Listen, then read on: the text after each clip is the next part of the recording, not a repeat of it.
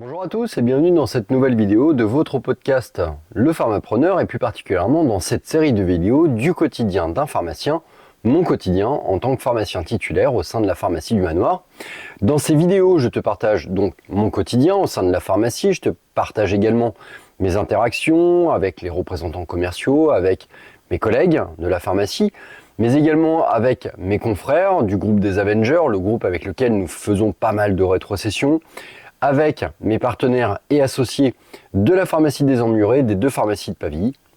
Bref, je te parle de mon quotidien, tout ce qui fait mon quotidien pharmaceutique, tout ce qui fait ma vie en tant que titulaire.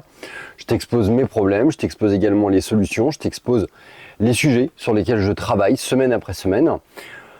Le but, c'est l'échange tout simplement et puis partager ensemble cette vision et finalement améliorer notre exercice officinal. Alors qu'est-ce qui s'est passé durant cette semaine ? Déjà, la première des choses, c'est que lundi, j'avais un rendez-vous assez important, sûrement avec mon collègue et ami Marc-Antoine, pour un projet assez important et dont j'aurai l'occasion probablement de te parler d'ici quelques semaines. Alors, ce rendez-vous, c'était chez un avocat et c'est un rendez-vous qui a duré longtemps, voire très longtemps, puisqu'on est revenu à pas loin de 14 heures. Autant dire que du coup l'après-midi se trouve être relativement impacté, un repas rapide à la pharmacie, du comptoir bien évidemment, et j'ai continué un petit peu toute ma partie administrative, notamment pas mal de pointage de factures, pas mal de mises à jour également au niveau des conditions commerciales laboratoire fournisseur pour l'année 2026. Un petit peu de logistique aussi, un petit peu d'organisation, quelques échanges de mails bien évidemment. Bref, une journée, je dirais, tournée sur projection, futur, développement projet et puis un petit peu de quotidien pharmaceutique, histoire de finalement de se vider un petit peu la tête. Le soir, une petite série de courses à pied, histoire de se vider la tête. Là encore, après une journée plutôt chargée intellectuellement. Mardi, la journée est pour le coup un petit peu plus cool. Un rendez-vous le matin avec le laboratoire Servier pour faire le point sur nos besoins, pour faire un point également sur le passage d'un certain nombre de commandes. Un petit passage au marché pour faire du lien social tout simplement. Et puis commander mes fruits et légumes comme tout à chacun. Après voilà, ça fait partie d'une relation. Et puis on en profite également avec mon collègue Marc-Antoine pour acheter des fruits. Un panier de fruits en fait qu'on met toutes les semaines à disposition de notre équipe. C'est socialement intéressant, je crois que c'est bien aussi d'un point de vue sanitaire que d'offrir des fruits à nos collègues de façon à leur permettre de goûter, on va dire, d'une manière un peu healthy. La journée tourne entre des réceptions de commandes, du rangement, participer également à l'organisation de la réserve avec mon collègue Marc-Antoine, avec Annabelle, avec Romane. On est parti dans une volonté de vouloir bien réorganiser notre réserve haute de façon à faciliter au maximum les inventaires pour cet été, améliorer aussi notre trésorerie, mieux gérer notre stock finalement. Et donc ça passe par une meilleure réorganisation et ensuite la remise en place d'un certain nombre de procédures. En parallèle de tout ça, moi j'ai continué à faire la mise à jour de mes laboratoires. J'ai terminé officiellement la mise à jour des prix de vente des laboratoires avec lesquels nous travaillons sur l'espace de vente. Donc maintenant on est passé dans une phase de mise en place de toutes les étiquettes. Bien évidemment, comme c'est le début du mois, il y a toutes les vidéos promos à mettre en place au niveau des télévisions, au niveau des réseaux sociaux également. Bref, toute l'animation, je dirais, média que la pharmacie doit avoir, du comptoir bien évidemment, un peu de vaccination aussi, et puis encore une fois un peu d'organisation, un peu de logistique, peut-être éventuellement dans un but de transmission. Le mercredi pour moi tu le sais, le matin j'ai la chance de pouvoir rester un petit peu chez moi, donc j'en profite pour faire pas mal d'administratifs, pas mal de calculs aussi, comme tu le sais je suis sur une grosse phase d'analyse du générique, mais pas que, parce que aussi je me lance également dans une analyse de notre grossiste répartiteur. Alors tout ça requiert l'externalisation d'un certain nombre de données, d'analyse. Alors bien évidemment on a les tableaux Excel qui sont là, et puis ça fait 12 ou 13 ans qu'on les utilise, donc on a une bonne maîtrise de ces outils. Mais en ce qui concerne le grossiste, en ce qui concerne le génériqueur, comme tous les ans ils ont tendance à modifier un peu les règles du jeu, du coup ça fait que nos tableaux deviennent facilement, je dirais, obsolètes, et qu'il faut du coup un petit peu les réajuster, les réadapter.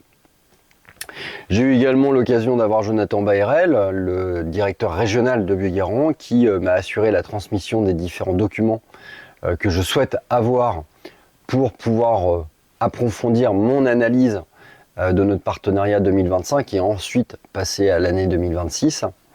Et puis le reste de la journée a tourné autour du comptoir. J'ai eu également un gros rendez-vous avec Adilis. Adilis, tu sais, c'est cette société de formation avec laquelle j'ai réalisé une formation sur la gestion des conflits au comptoir. Je suis également en train de réaliser avec eux une formation de micronutrition dans le cadre de mon BTS diététique. J'ai cette compétence-là, et donc on est en train de mener à bien la création d'une formation sur la micronutrition.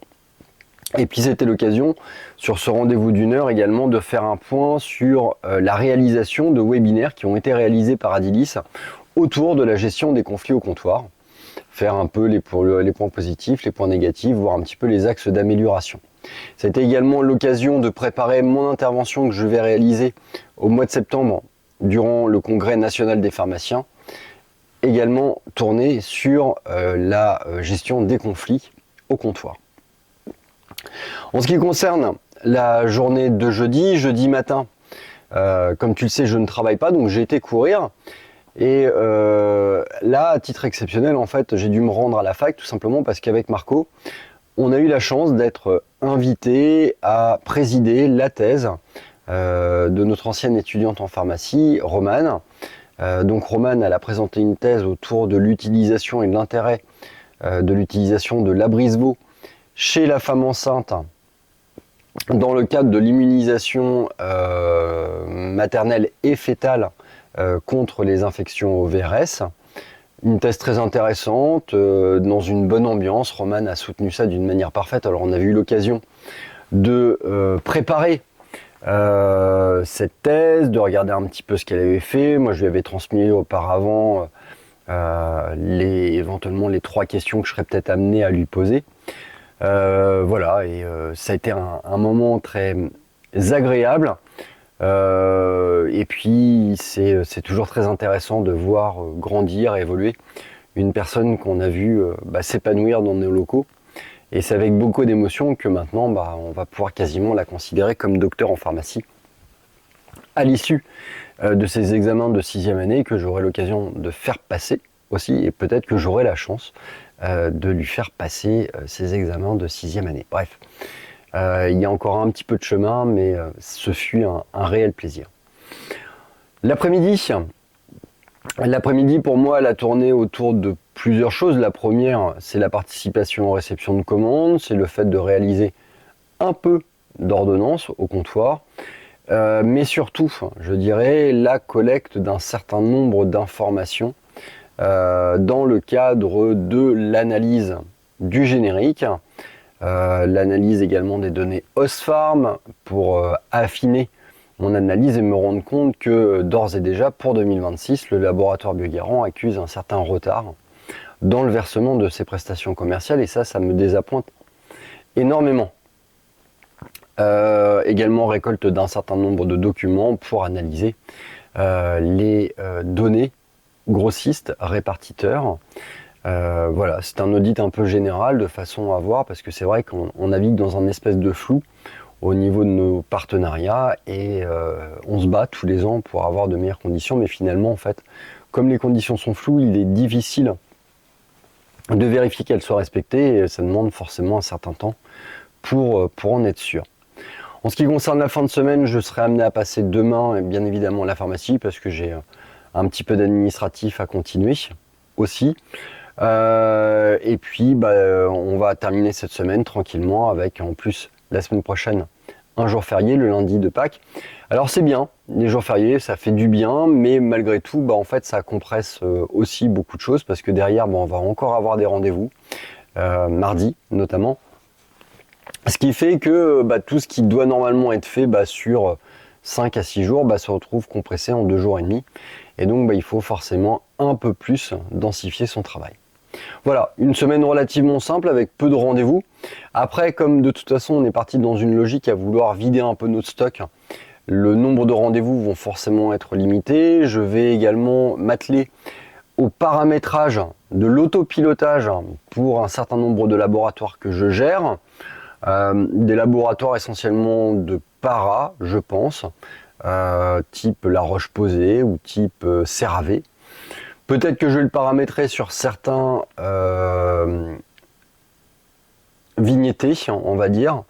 Et j'ai notamment en tête le fait de réaliser un autopilotage pour le laboratoire Pierre Fabre, Vignetté, qui peut factuellement présenter un intérêt par rapport au fil de l'eau de notre grossiste répartiteur. Bref, il va falloir encore que je l'analyse, ça à venir dans la semaine prochaine. Voilà donc, c'est tout pour cette semaine d'Informapreneur. Si toi tu as des commentaires, t'hésites pas, tu les mets en bas de cette vidéo. Abonnez-vous à cette chaîne, likez, partagez les vidéos. Elles sont faites pour vous, elles sont faites pour développer notre quotidien pharmaceutique, nous améliorer. Et puis si jamais vous avez des besoin de documents, besoin de conseils, n'hésitez pas, je suis disponible sur cette chaîne ou tout simplement par mail. Faites attention à vous, faites attention à vos équipes et à vos proches, et je vous dis à très bientôt.